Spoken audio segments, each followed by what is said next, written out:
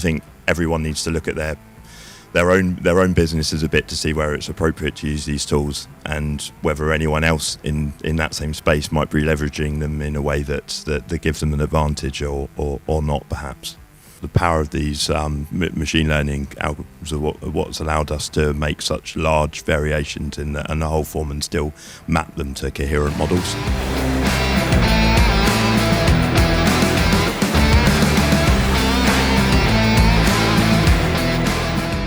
I want to make sure we are your platform for credible, quality, serious information.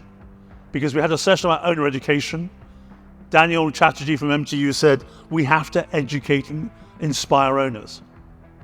So part of the process we have to get into is working with you and say, we have a platform, we have a mission to become the central source of real insights, intelligence, and opinions.